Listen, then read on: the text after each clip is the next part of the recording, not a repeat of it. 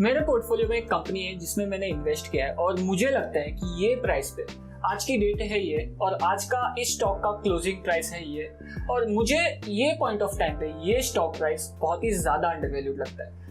क्या रीजंस है कि मुझे ये स्टॉक बहुत ही ज्यादा अंडरवैल्यूड लगता है और इसके 3-4 रीजन है। बट आज इस एपिसोड में मैं आपसे एक ऐसा फैक्टर, एक ऐसा एनालिसिस शेयर करने वाला हूँ जिसकी वजह से मुझे लगता है कि ये स्टॉक इस प्राइस पे बहुत ही अंडरवैल्यूड है राइट नाउ। कौन सी है ये कंपनी जो ये प्राइस पॉइंट पे मुझे बहुत ही अंडरवैल्यूड लग रही है, साथ में ये कंपनी का ग्रोथ पोटेंशियल भी बहुत अच्छा है, साथ में ये कंपनी डिविडेंड भी बहुत अच्छा देती है। So everything in this episode, let's get started. My name is Prateek और इस एपिसोड में आगे बढ़ने से पहले मैं एज अ डिस्क्लेमर आपको बता देना चाहता हूँ कि ये कोई स्टॉक रिकमेंडेशन नहीं है या कोई स्टॉक टिप नहीं है। ये जो पूरा एनालिसिस है वो मेरे प्रेडिक्शंस और मेरे अजम्पशंस पे बेस्ड है। अगर आप कोई इन्वेस्टमेंट कॉल लेते हो ये एनालिसिस पे इस कंपनी में, तो जो रिवॉर्ड्स रहेंगे वो भी पूरे आपके रहेंगे, बट जो रिस्क रहेगा वो भी आपका रहेगा। कोई भी इन्वेस्टमेंट करने से पहले अपने फाइनेंशियल एडवाइजर से वार्तालाप जरूर कर देना।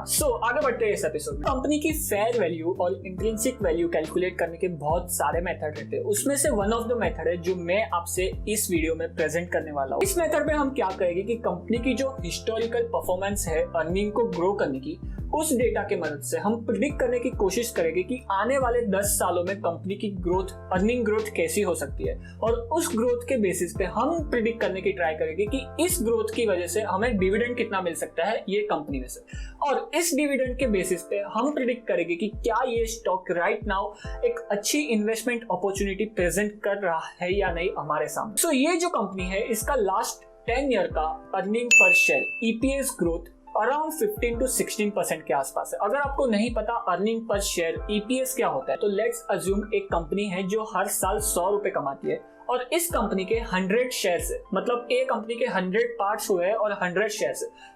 अगर हम इस कंपनी की EPS निकाले तो अर्निंग है 100 रुपए, उसके डिवाइड में आ जाएगा 100 शेयर्स, तो इस स्टॉक की EPS निकल के आती है 1 रुपी, मतलब एक शेयर के पीछे कंपनी 1 रुपया कमाती है। उसी तरह इस कंपनी के मार्केट में जो आउटस्टैंडिंग शेयर्स है वो है अराउंड 1230 करोड़ के आसपास, और ये कंपनी ने फाइनेंशियल ईयर 2020 में जो प्रॉफिट दिखाया है, प्रॉफिट आफ्टर टैक्स जो है ये कंपनी का फाइनेंशियल ईयर 2020 में, वो है अराउंड 15,000 करोड़ के आसपास। इस बेसिस पे कंपनी का EPS निकल के आता है अराउंड 12.5 रुपए के आसपास, मतलब एक शेयर के पीछे कंपनी आपको 12.5 रुपए कमा के देती है। और इस कंपनी की डिविडेंड पॉलिसी के हिसाब से ये कंपनी जितना भी प्रॉफिट बनाएगी उस प्रॉफिट में से कंपनी 80 to 85% पैसा अपने शेयर होल्डर्स को एज अ डिविडेंड बांट देगी।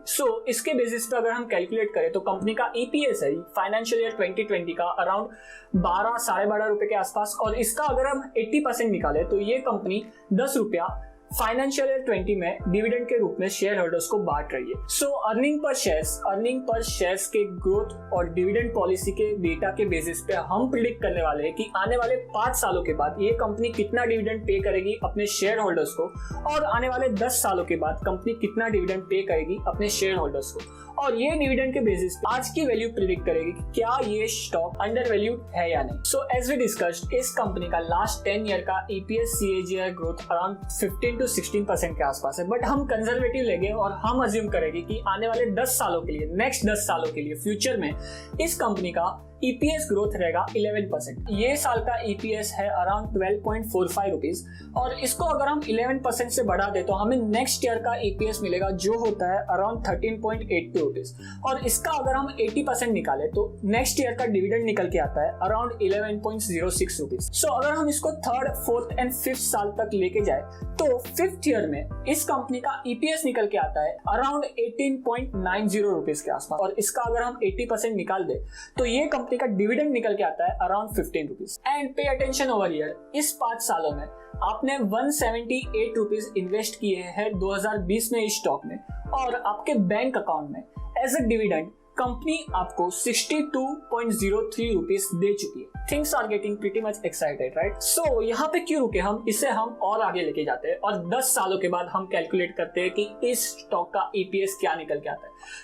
10 सालों में 11% के ग्रोथ से अगर हम EPS कैलकुलेट करें तो ये स्टॉक का 10 साल के बाद EPS निकल के आता है अराउंड 31.85 रुपीज के आसपास, और इसका अगर हम 80% निकाल दे एज ए डिविडेंड, 10 सालों के बाद डिविडेंड निकल के आता है अराउंड 25 रुपीज के आसपास। एंड अगर हम इनडायरेक्टली देखें तो ये कंपनी ये 10 सालों में आपको 166 रुपीज डिविडेंड के रूप में आपके बैंक अकाउंट में दे चुकी है। 110 सालों से ये कंपनी इंडिया में काम कर रही है, बहुत ही बड़ी कंपनी है, बहुत ही वेल एस्टेब्लिश्ड कंपनी है। इसके जो सारे प्रोडक्ट है वो सारे प्रोडक्ट ऑलमोस्ट मार्केट लीडर्स है अपने सेक्टर्स में। और ये कंपनी का नाम है ITC लिमिटेड। ITC के बारे में मैंने पहले ही एक डिटेल्ड वीडियो बना के रखा है, जिसकी लिंक आपको ऊपर कार्ड में और नीचे डिस्क्रिप्शन में मिल जाएगी, जिसमें मैंने बताया कि क्या रिस्क इन्वॉल्व है ITC में अगर हम इन्वेस्ट करते हैं तो, और उसके सामने क्या रिवॉर्ड है। और इस वीडियो में मैंने आपको डिविडेंड के थ्रू आप समझाने की ट्राई की कि क्या कंपनी अंडर वैल्यूड है या नहीं। As we all know, company market leader है सिगरेट सेगमेंट में और अपना FMCG बिजनेस कंपनी बहुत अच्छे से एक्सपांड कर रही है। साथ में कंपनी के पास बहुत ही अच्छे ब्रांड्स है जो मार्केट लीडर्स है अपने अपने सेगमेंट में। और कुछ रिस्क भी इन्वॉल्व है, जिसके लिए आप वो वीडियो देख सकते हो जिसमें मैंने डिटेल्ड में बताया कि क्या रिस्क भी है ITC के थ्रू। तो वो वीडियो आप जरूर चेकआउट करना अगर आपको ज्यादा नॉलेज चाहिए ITC के बारे में। एज अ कंक्लूजन मुझे लगता है कि ITC आने वाले कई सालों के लिए एक बहुत ही अच्छा डिविडेंड पेइंग स्टॉक बन सकता है। एंड अगर कंपनी डिविडेंड ग्रो करती रहती है थ्रू आउट द ईयर्स, साल दर साल अगर कंपनी का डिविडेंड बढ़ते रहता है तो कंपनी का प्राइस भी बढ़ना ही चाहिए। ये एक अजम्पशन है, प्राइस एप्रिसिएशन पे ज्यादा कुछ बोल नहीं सकता, बट मुझे लगता है कि कंपनी डिविडेंड तो बहुत ही अच्छे से देगी और डिविडेंड के थ्रू अपने इन्वेस्टर्स को बहुत ही अच्छे से रिवॉर्ड कर सकती है ये कंपनी आने वाले कई सालों के लिए। On that note guys, thank you for watching this episode. As always description check कर लेना इस वाले वीडियो कोड के लिए और सब्सक्राइब कर दो इस वाले चैनल को। मैं आपसे मिलता हूँ नेक्स्ट वीडियो में। बाय।